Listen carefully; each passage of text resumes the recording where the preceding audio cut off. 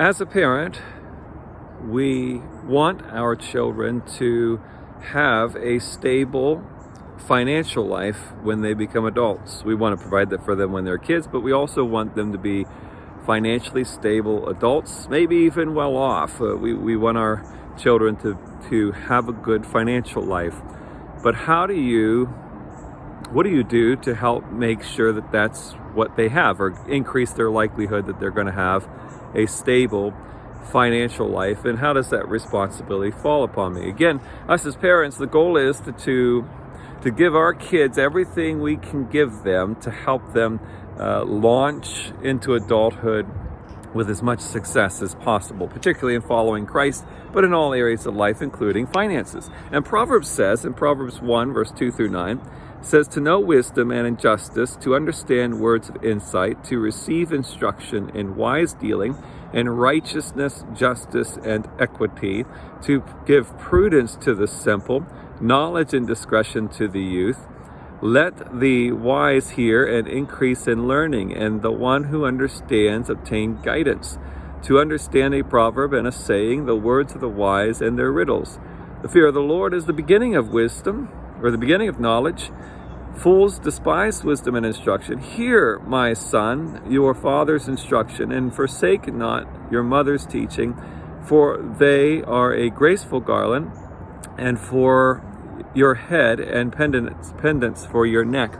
And you hear within there the call of wisdom to children, saying, come and learn this, come and gain wisdom and knowledge and insight.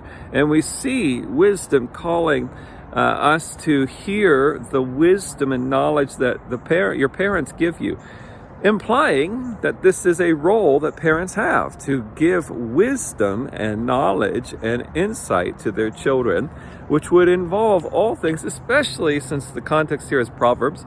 It would involve things that are referred to and mentioned in the Bible, or in the book of Proverbs. And in the book of Proverbs, it talks a lot about money. Just one example, Proverbs 13:11, wealth gained hastily will dwindle, but whoever gathers little by little will increase it. And we see throughout the book of Proverbs, the writer of Proverbs dealing with issues of financial wisdom. And so if Proverbs says that, and Proverbs says that parents are to instill in their children wisdom, knowledge, and insight, then this is a role that we need to have, to teach our children how to be financially stable. But how do we do that? Well, again, the normal channels, if you've watched all the videos in this series, then you likely would have heard me say that the first step is by example. If you are not financially stable, then your children are going to struggle to establish that in their lives also because they didn't have an example. And so your first order of business is to seek to be financially stable yourself. Second is to pray, which actually that's probably out of order. You should probably pray first, then seek to be an example. But pray, ask the Lord to make them wise with money and to give them insight and help them have self-control. Teach them those things, or pray for those things. But beyond prayer and example is, again, to make sure, and this is kind of the similar practice with anything you're teaching your kids, start to make sure that you're bringing it up. So when you're making good financial decisions, it's not a bragging thing. It's hey, I want you to know how this happens. We have the ability to pay our bills, and this is what I've done to make sure I can pay my bills. Tell them your strategies on how to pay your bills, how to prepare for retirement, how to take care of your kids, how to take care of big purchases, the things you do to try to limit your spending.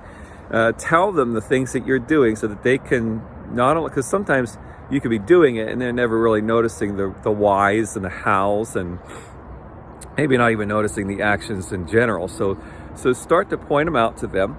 Start to give them resources, and you might need resources yourself depending on where you are financially. Dave Ramsey is a great resource. You could Google him. I think he has a website, he has a radio program, he has all kinds of books and curriculum and stuff. He might even have some things geared towards children on how to teach good financial wisdom. And so get them resources, make sure that they're learning at an early age, decent age, If they're getting money in some form, an allowance or whatever, start teaching them tithing and giving and generosity. Start teaching them savings.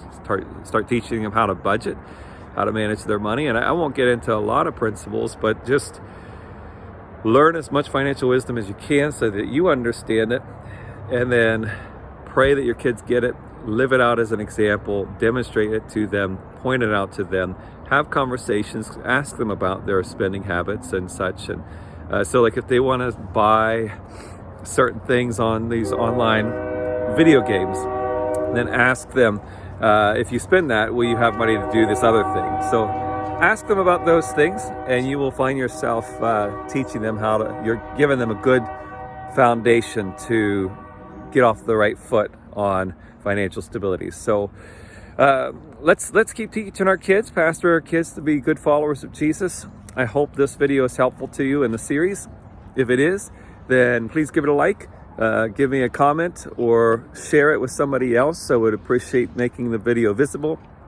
If you ever have any questions about pastoring your kids and how to raise your kids for Jesus, then please just comment, or on Facebook you can message me. You can email me at dleveck@bethelpgh.org. I'd be glad to answer any of your questions at any time.